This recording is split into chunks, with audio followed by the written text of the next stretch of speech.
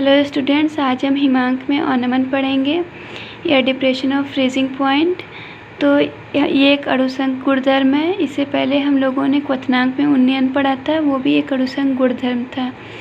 तो हिमांक में अनमन को हम लोग कुछ स्टेप में करके पढ़ेंगे। पहले हिमांक की डिफिनीशन, फिर हिमांक में अनमन और उसका कारण।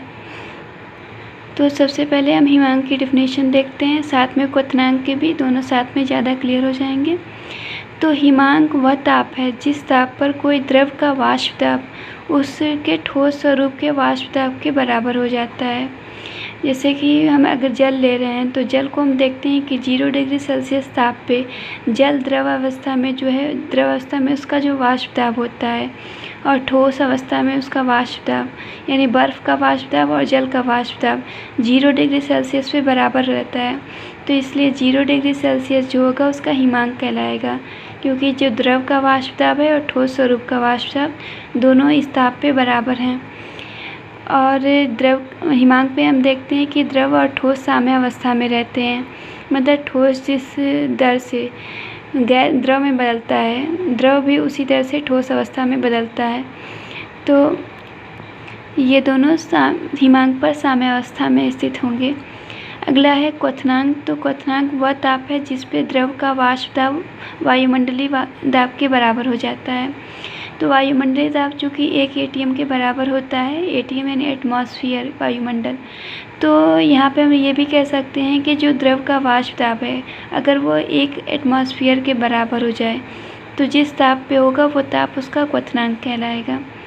तो उदाहरण के लिए हम देख सकते हैं कि 100 डिग्री सेल्सियस पे जो जल का वाष्प दाब है वो 1 एटीएम हो जाता है, यानी वायुमंडलीय दाब के बराबर हो जाता है। तो 100 डिग्री सेल्सियस जल का क्वथनांक कहलाएगा। और क्वथनांक पे हम देखते हैं कि द्रव और गैस साम्य अवस्था में होते हैं। मतलब जिस दर से द्रव गैस अवस्था में परिवर्तित होता है उसी दर से गैस जो है द्रव अवस्था में परिवर्तित होता रहता है। तो अब हम आगे देखेंगे हिमांक में अनमन। तो हिमांक में अनमन में जब हम किसी शुद्ध विलायक में कोई अवाष्पशील विलेय पदार्थ डालते हैं तो हमें विलयन प्राप्त होता है। तो हम देखते हैं कि जो शुद्ध विलायक था उसका हिमांक जो होता है वो अधिक होता है, जबकि जो विलयन प्राप्त होता है उसका हिमांक कम होता है। मतलब कि अगर किसी विलायक में विलेय पदार्थ डालते हैं तो उसके हिमांक में कमी आती है। तो विलेय पदार्थ डालने से हिमांक में होने वाली कमी ही हिमांक में अनमन कहलाता है। तो इससे पहले जब हम क्वथनांक में उन्नयन देख रहे थे तो हम देखे थे कि अवाष्पशील विलेय पदार्थ डालने पे विलायक का जो क्वथनांक था वो तो कम था, लेकिन विलेय पदार्थ डालने के बाद क्वथनांक अधिक हो जा रहा था। मतलब विलेय पदार्थ डालने से क्वथनांक में वृद्धि हो रही थी, तो क्वथनांक में उसको उन्नयन कहते हैं। मतलब कि हम देख रहे हैं कि जब हम द्रव में, एक शुद्ध द्रव में विलेय पदार्थ डालते हैं तो उसके हिमांक में कमी आती है, हिमांक में अनमन होता है, लेकिन उसके क्वथनांक में वृद्धि होती है। तो अब हम आगे हिमांक में अनमन का कारण जानेंगे।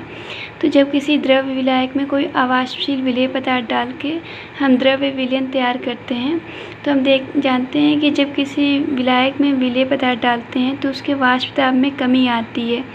मतलब कि जो द्रव्य विलायक होगा उसका वाष्प दाब अधिक होगा, जबकि जो विलयन प्राप्त होगा उसका वाष्प दाब कम होगा। और चूँकि हम जानते हैं कि हिमांक पे द्रव का वाष्प दाब उसके ठोस स्वरूप के वाष्प दाब के बराबर होता है, तो यहाँ पे हम देख रहे हैं कि जो द्रव्य विलयन है उसका वाष्प दाब कम है।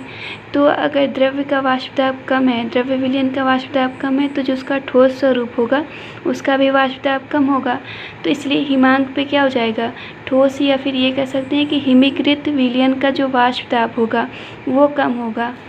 तो यहाँ पे इसका वाष्प दाब कम हो जाएगा, हिमीकृत विलयन का वाष्प दाब कम हो गया। और चूँकि हम जानते हैं कि वाष्प दाब जो है ताप पर निर्भर करता है, ताप के समानुपाती होता है। अगर ताप अधिक है तो वाष्प दाब अधिक होगा, ताप कम है तो वाष्प दाब भी कम हो जाता है। तो यहाँ वाष्प दाब कम है तो ताप भी क्या होगा, कम हो जाएगा। तो हिमांक पे वाष्प दाब कम है तो हिमांक पे जो हिमीकृत या ठोस विलयन है उसका ताप भी कम होगा। मतलब ये है कि ठोस जो है वो कम ताप पे क्या है, हिमीकृत हो जाएगा, यानी ठोस का हिमांक कम होगा। तो इस तरीके से हम ये देख सकते हैं कि जो विलायक होगा उसका हिमांक अधिक होता है, जबकि जो विलयन हमें प्राप्त होगा उसका हिमांक कम होगा, यानी विलेय पदार्थ डालने पे उसके हिमांक में कमी आती है। अब हम हिमांक में अवनमन के लिए वाष्प दाब यानी वेपर प्रेशर और ताप के बीच एक आरेख खींचेंगे। तो आरेख खींचते हैं तो आरेख में हम एक्स अक्ष पे ताप ले लेते हैं, एक्स अक्ष पे ताप हो गया, और वाई अक्ष पे हम वाष्प दाब ले रहे हैं। तो सबसे पहले हम सॉल्वेंट यानी विलायक के लिए आरेख खींचते हैं। तो कोई एक ताप लेंगे, तो इस ताप पे हम देख रहे हैं अगर इसका वाष्प दाब इतना है तो इन दोनों बिंदुओं को मिला के हम यहाँ पे एक पॉइंट मिल जाएगा हमको। फिर इससे अधिक ताप पे हम वाष्प दाब देखेंगे, मान लीजिए इतना आ रहा है, तो फिर ये दोनों को मिलाने पे एक पॉइंट आ जाएगा। इसी तरीके से अलग अलग ताप पे अलग अलग वाष्प दाब मिलेगा, जिससे हम बिंदु प्राप्त कर लेंगे और एक आरेख खींच लेंगे। तो इस तरीके से हमें एक आरेख मिल जाएगा विलायक के लिए। तो ये हो जाएगा विलायक का आरेख, ठीक है। तो ये विलायक का आरेख हो गया। तो अब इसमें हम देख रहे हैं कि जब हम विलयन फर्स्ट के लिए आरेख खींचेंगे तब हम उसी ताप पे हम इसका वाष्प दाब देखेंगे। तो चूँकि विलयन में क्या है, विलेय पदार्थ डाला गया है, और विलेय पदार्थ डालने से विलयन के वाष्प दाब में कमी आती है। तो यानी इसी ताप पे अब वाष्प दाब इतना नहीं हो कि इससे कम आएगा, मतलब इतना आ जाएगा, तो यहाँ पे पॉइंट मिलेगा। हम देखेंगे इस ताप पे फिर जो वाष्प दाब होगा इतना नहीं आके इससे कुछ कम आएगा, मान लीजिए इतना आ रहा है, तो यहाँ पे एक पॉइंट मिल जाएगा। इस तरीके से सारे पॉइंट पे जो वाष्प दाब मिलेगा वो अब कम मिलेगा। तो इन सारे बिंदुओं को मिलाने पर हमें विलयन के लिए आरेख प्राप्त हो जाएगा। तो ये आरेख हो गया विलयन के लिए, ठीक। तो हम देख रहे हैं कि जितनी विलेय पदार्थ डालते जाएंगे यानी सांद्रता बढ़ाते जाएंगे, आरेख नीचे आता जाएगा। इस तरीके से हमें आरेख प्राप्त हो जाएगा। तो हम देख रहे हैं कि TF ताप पे जो विलायक है, विलायक का जो वाष्प दाब है उसके ठोस स्वरूप के वाष्प दाब यानी P0 के बराबर हो जा रहा है। तो TF जो होगा इसका हिमांक कहलाएगा। और T1 ताप पे विलयन फर्स्ट का जो वाष्प दाब है उसके ठोस स्वरूप के वाष्प दाब यानी P1 के बराबर हो जा रहा है। तो यानी T1 इसका हिमांक हो जाएगा। और T2 ताप पर विलयन सेकेंड का जो वाष्प दाब है उसके ठोस स्वरूप के वाष्प दाब यानी P0 के बराबर हो गया है।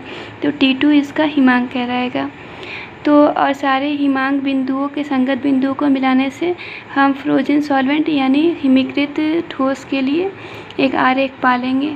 तो इस तरीके से ये हिमांक में अवनमन के लिए ग्राफ प्राप्त हो जाएगा, जिसके